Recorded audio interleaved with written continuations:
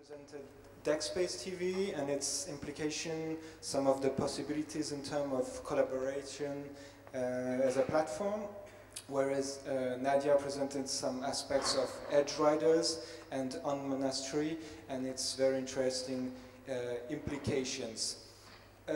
Maybe I have just a question to start, and I'd like to ask you, Nadia, why did you choose, I don't know if it was you, the city of Matera, which is absolutely beautiful. I don't know if some of you have seen it. It's one of the, for me, one of the most beautiful cities I've ever seen. But then it's also a symbol for a way of living. Until recently, many of the people living there, because the houses seem beautiful from the outside, but are actually caves. And people like 40 years ago still used to live like in the cave ages with their animals and so on. So it's really kind of a symbol of something that has nothing to do with our digital world and so on. So I'd like to ask you that first question. So Matera is a city which has been inhabited uninterruptedly for over 9,000 years. It's one of the oldest settlements.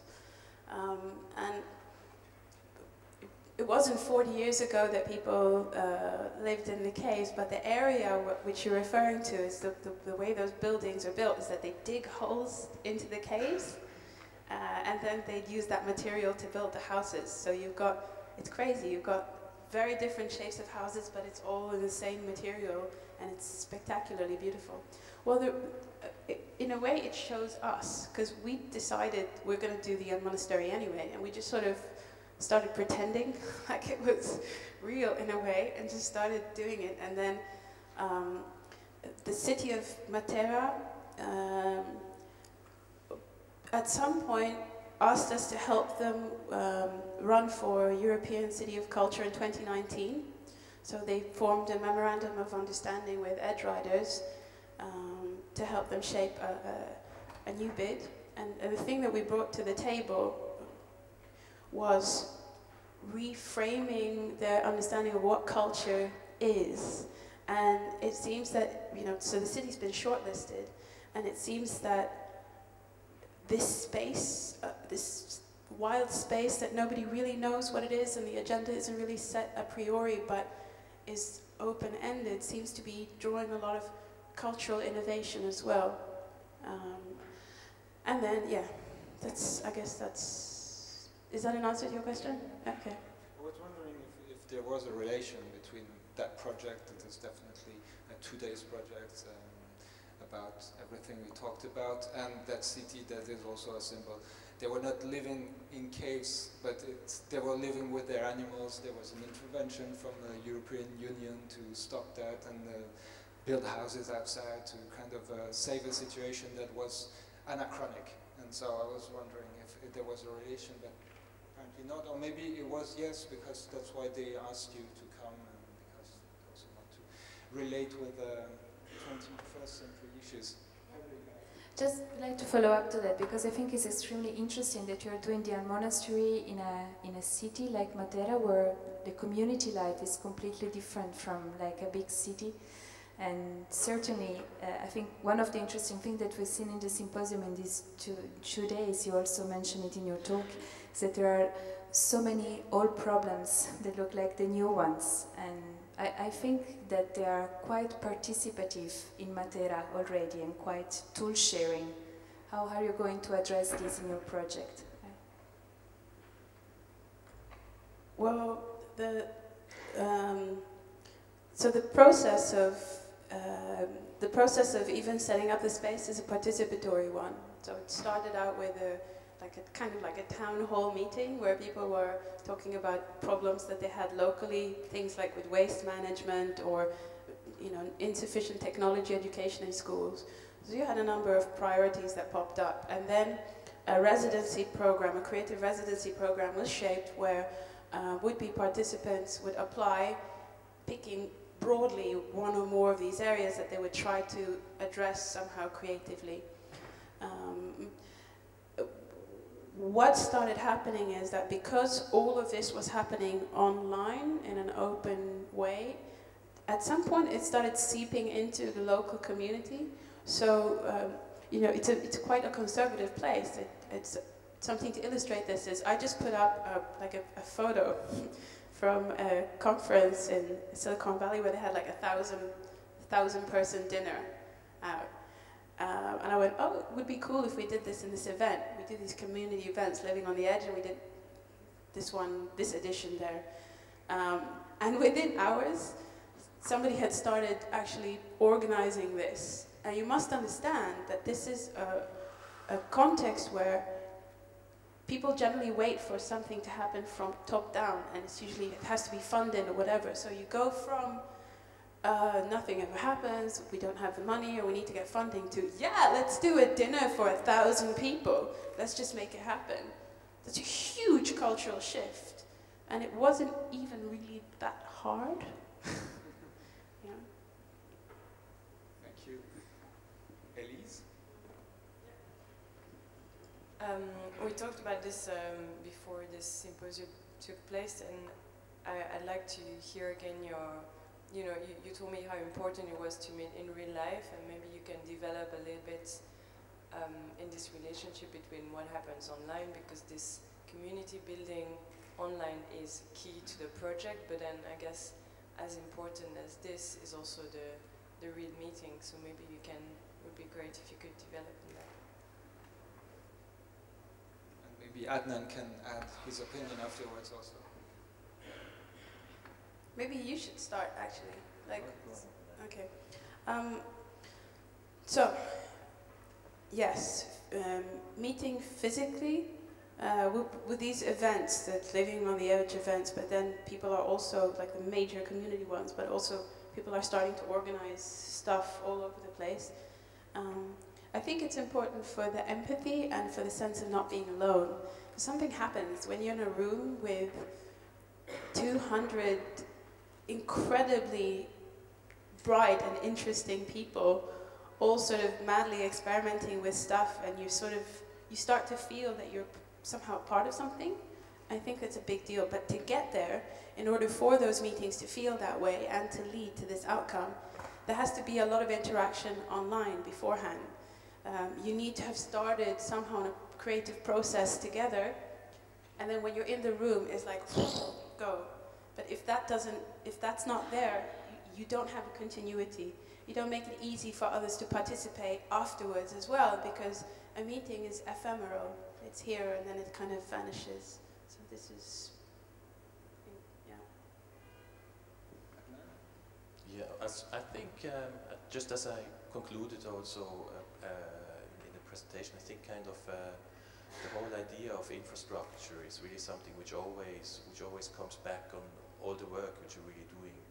And I think the observation of the Open Wireless Network as it happened in London is to a certain degree also quite depressive, one must say, because I think what we might witness, it almost seems like it is a breakdown of usual network infrastructure. I think we are running on a quite a cheap service, so to say, run by investors who want to see benefit first, not enabling our communities really to communicate, and that's being rolled out mainly over mobile phone networks. I think that's the best example where one can see is that you have to subscribe in, you have to register yourself, and it almost has, I say, fascistic tendencies, these kind of super regulated spaces.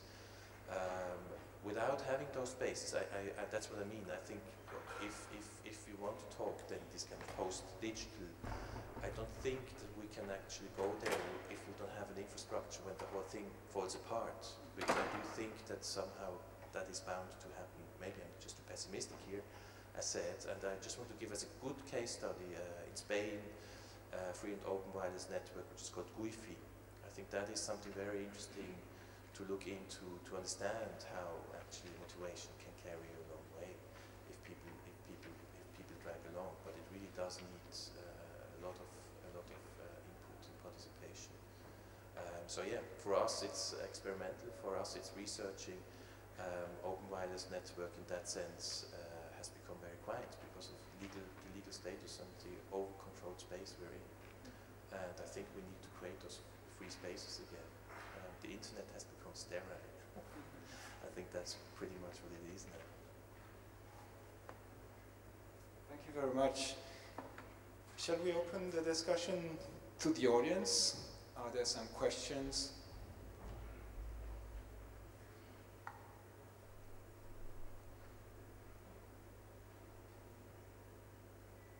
If there are, please raise your hand.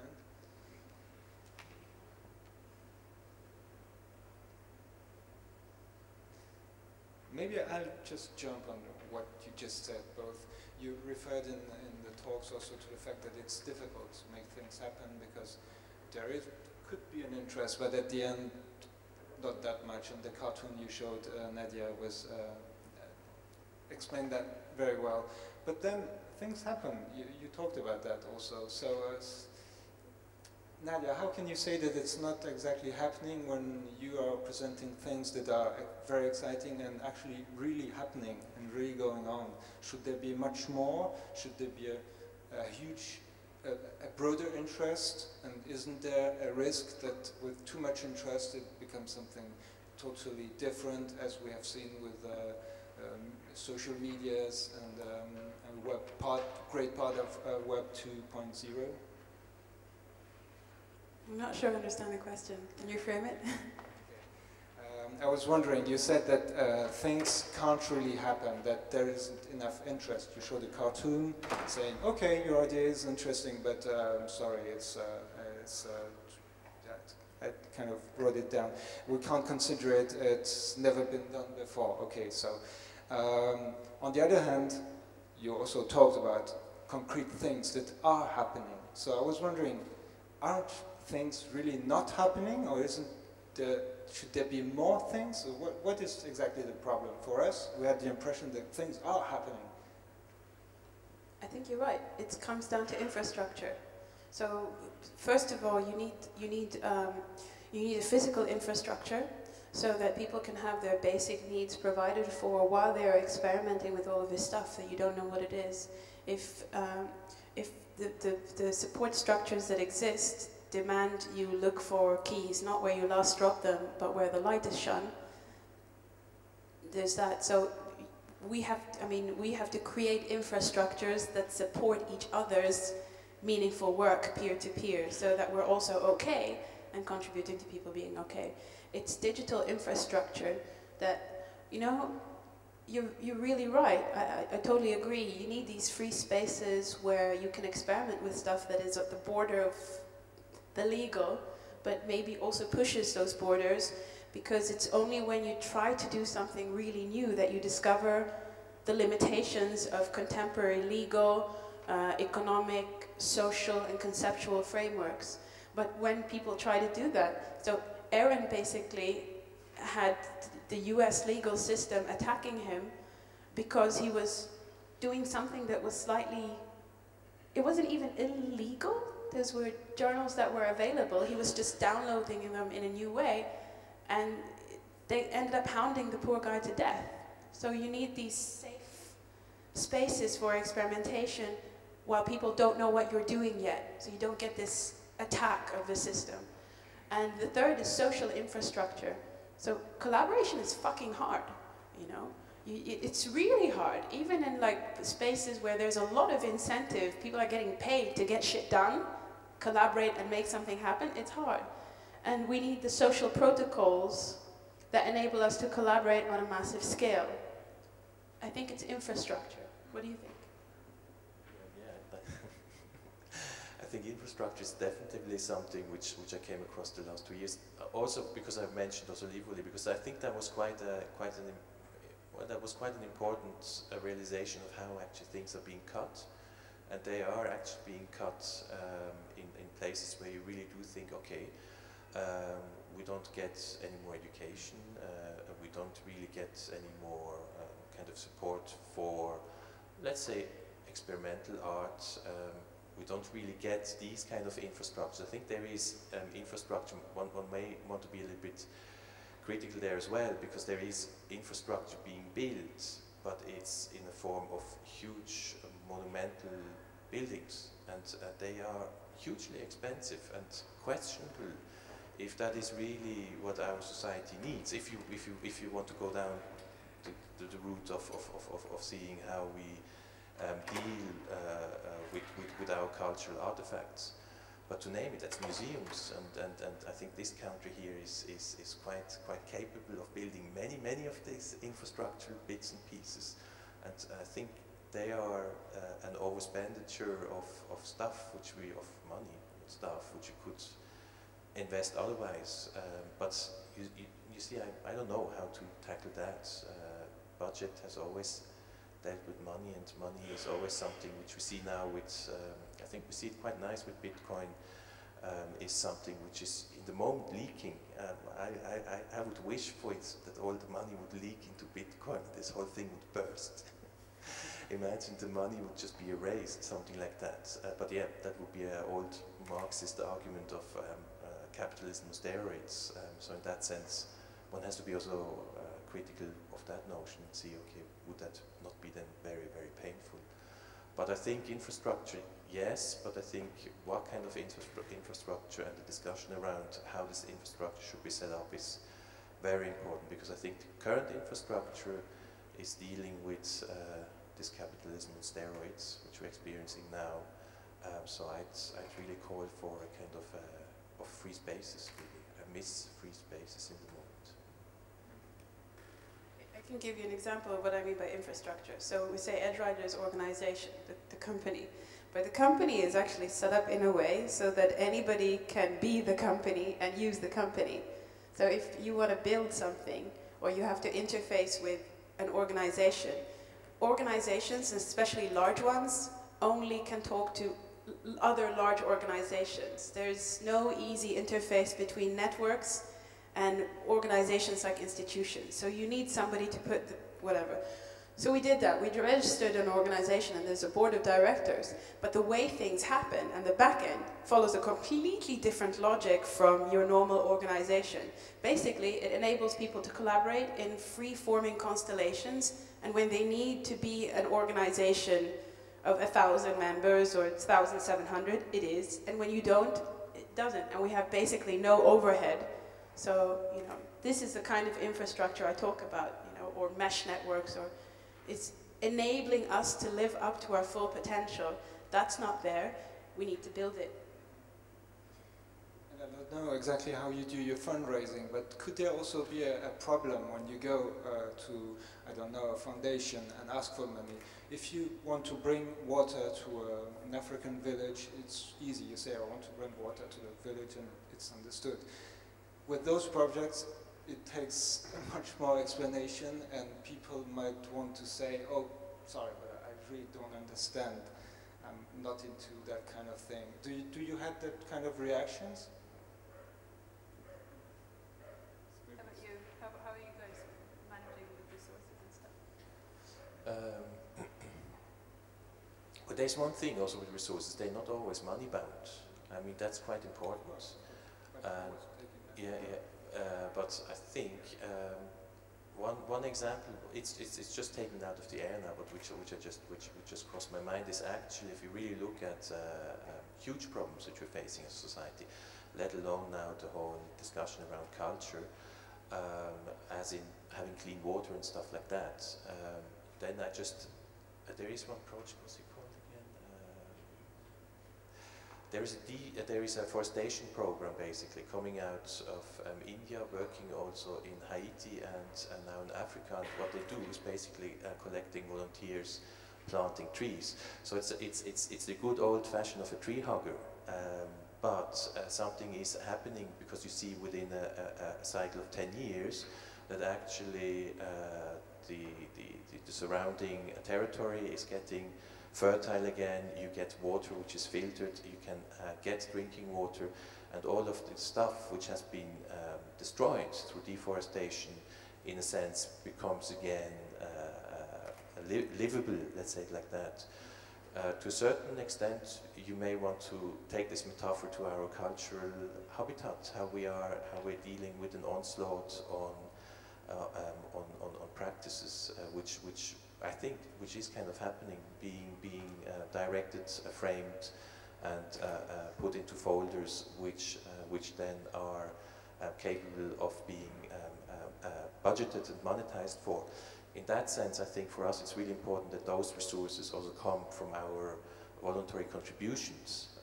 But of course you have to be pragmatic and see how can you yourself live in a city like London, for example, which is a rather, I'd say, quite a hectic, big hub in that sense. So I think you need to have a balance, but for us, the voluntary contribution of people who work around tech spaces is really at heart. We have a very different structure. We don't go for funding.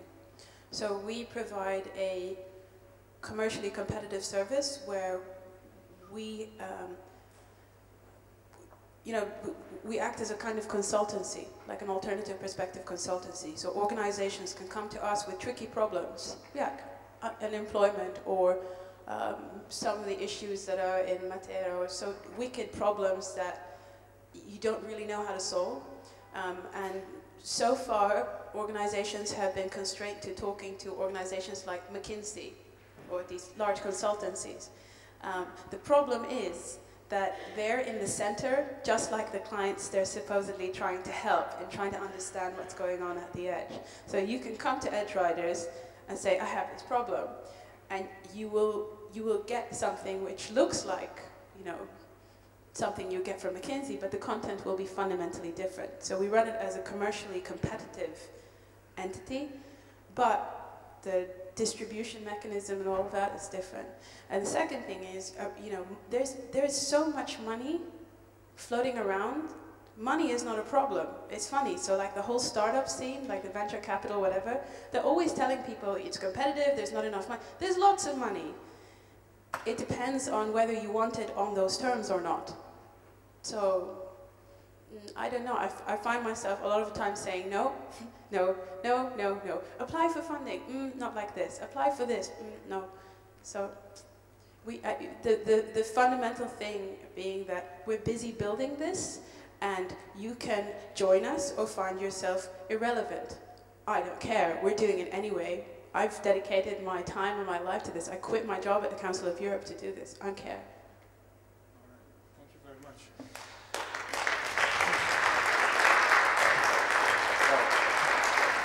I was going to ask if there was a last question, but maybe it was a nice way of concluding the talks of today. I don't know, how exactly do we proceed?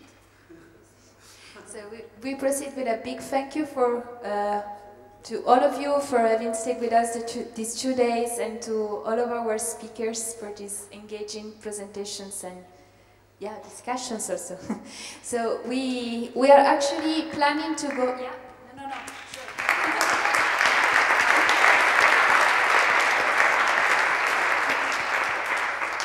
Sorry, half of my brain is still following the funding issue. I think it's a very nice way of concluding a symposium. But we would like to keep on discussing with you.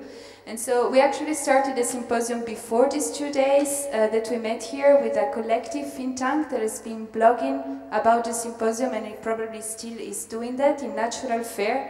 You have the website on the program if you want to check them out.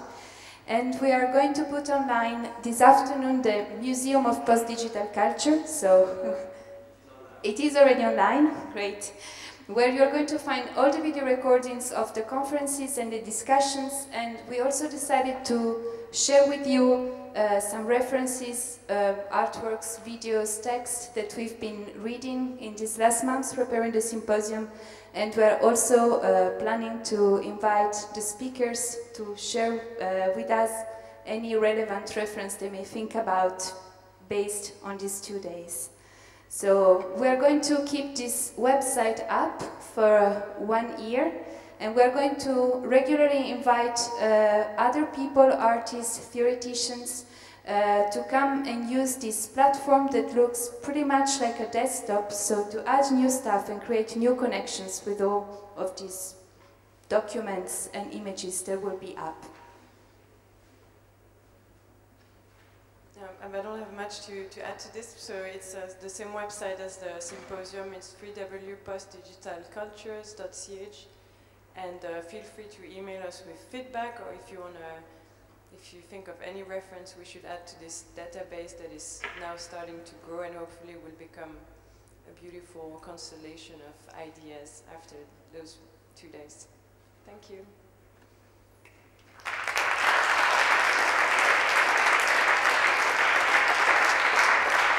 A very last warm thank to all the participants during those 2 days. It was really very, very interesting and very helpful. We had a very interesting discussion also with the audience, and I'd like to thank you for being here yesterday and today.